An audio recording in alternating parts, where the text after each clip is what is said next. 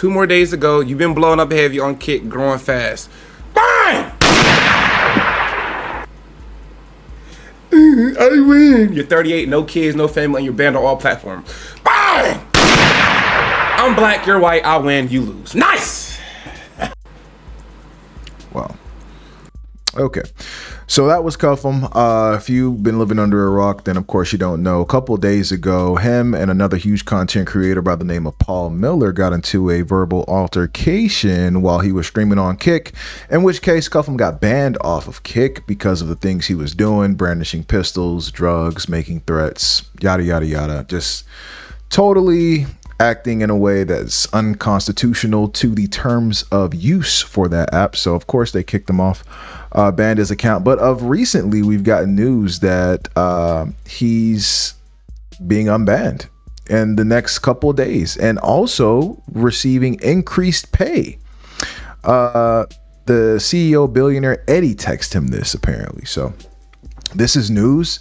And I think there are some things we need to learn from this situation that just went down. So if you don't know what happened, make sure you watch my last video. If you haven't seen the original clip of him arguing with Paul Miller, then watch that clip. The link is in the last video as well. But he got banned and now he's unbanned. Some of you may be asking, why in the hell is he unbanned? This guy totally violated terms of use. This guy threatened this guy. This guy did all this stuff. He brandished drugs, guns, all this stuff, right? How can he get unbanned? How? I'm going to tell you why. It is because the side that is extreme when it comes to hate just never, ever prevails, guys. It never prevails. And hold on.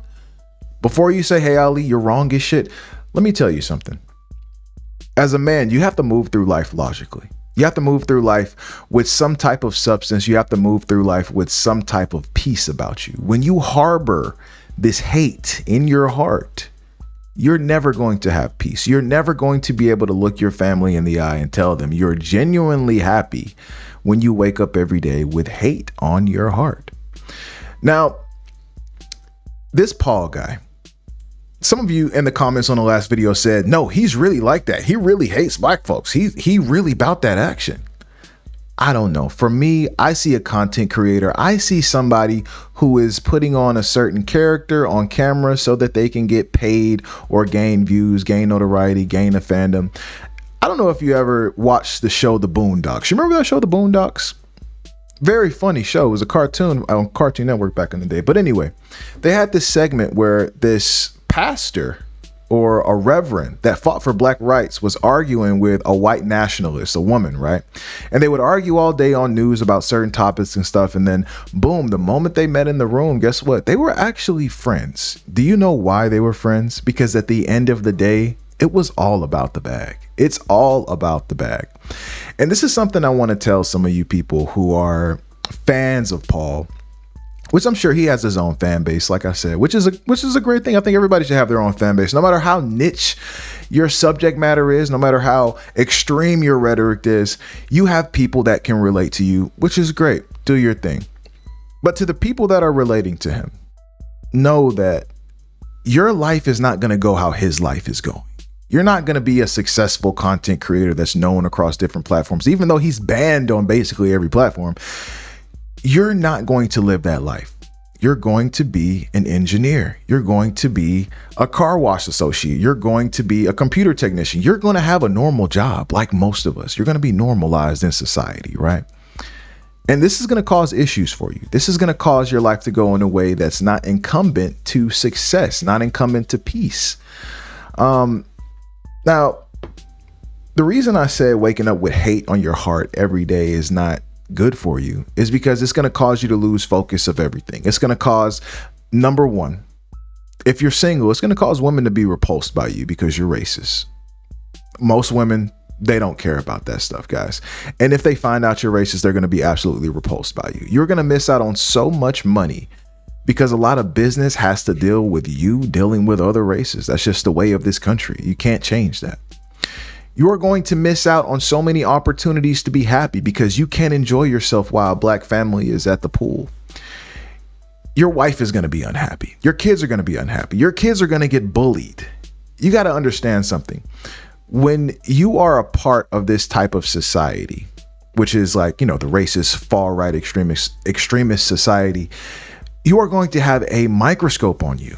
People are going to be looking at you in a certain way in which they're going to be waiting on you to mess up. They're going to be waiting on you to make one false move so they can take everything from you. And I guarantee you it's going to happen. Now, a lot of you are not going to agree with this, but one person will. At least one person is going to have a light bulb go off in their head and say, you know what? I gain more by not going on social media, posting fried chicken emojis and monkey and watermelon emojis. I gain more from just not giving a damn about any of this stuff, guys. There will be no race war. There will be no race war.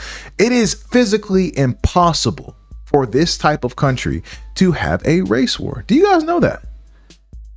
Before the white nationalists even get to the black people, the white allies in society are going to wipe them out. There are 10 times more white allies than there are white nationalists, guys. That will never happen. And while I'm a big supporter in freedom of speech, I believe you should be able to say whatever you want to. You should be able to preach whatever rhetoric you want to people that have like minds as you. And you should be able to live wherever you want to, around people that look like you if you want to. That's fine. But when you participate in certain rhetoric, you have to know the repercussions of this stuff, guys. You have to know the repercussions. And some of you are young. Some of you guys are like in your teens. I mean, 15, 16 years old, leaving comments being racist. And it's like, what are you gaining from this?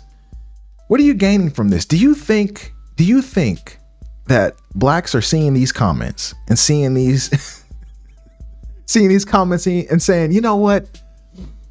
I should stop doing this. You know what? Nothing comes from it, guys. You're putting yourself in harm's way. You're opening yourself up for danger. You're opening yourself up to threats. Guess what? This guy, I didn't even know this. Somebody commented on the last video. This Paul Miller guy, his family was threatened. They came to his family's house or something. I don't know if this was recently, but that has happened. You're opening yourself up to so much bad and basically no good. No good is going to come from this. So I understand, you know, everybody has their own anecdotal experience with race in this country. Look, me, I'm a biracial person. So, you know, half of my genetic pool is in the Middle East and the other half comes from Africa. And I've had bad experiences with Hispanic people. I hold zero disdain for Hispanic people. I've had bad experiences with white people. I hold zero hate in my heart for white people. And get this, check this. Every time something was stolen from me, any crime that's ever been committed to me, it's been done by people who share my reflection, my fellow blacks. But guess what? I don't hate blacks. You see how liberating that is? When you wake up in the morning and you have zero hate in your heart for any race, for anybody, you are liberated. When you are liberated in your mind, you're able to make sound decisions and move forward and carry your life how you're supposed to as a man. It is going to be impossible for you to live a happy life, waking up every day, hating black people. It's going to be impossible. And your life is not one of these racist content creators' life. There's a bunch of these racist content creators, but get this, they made it in the content creation field. They can live off of being racist. You can't. You're going to get fired for it. Did you see the lady that said she was going to call ICE on some Hispanic guy at that baseball game? Call ICE. Call ICE. Call ICE. I'm a U.S. citizen. We're veteran, baby girl. We're veteran. 2 wars. ICE is not going to do nothing to me. Good luck. Good luck. Good luck. Yeah, she got fired from her job for doing that. You know, I mean, I made a video about the Charlie Kirk situation and I said, hey, I don't care if you didn't like the guy. You better not be celebrating the guy's death because at the end of the day, people can find you. Don't do that. This is a universal conversation. This just doesn't go for people who are far left. And coming from a guy who I have more conservative values than I do liberal values. I have way more conservative values, way more. I believe in structure. I believe in masculinity, but I also believe in not letting things harbor you down. I also believe in not letting things invade your mind and live rent free. Some of y'all are taking this stuff to the extreme. Some of these comments are just, it's going to do no good for you at all, at all. You know, I saw a study about racism And in the study, it concluded that there is an inferiority complex living amongst racists, that racists often fear minorities.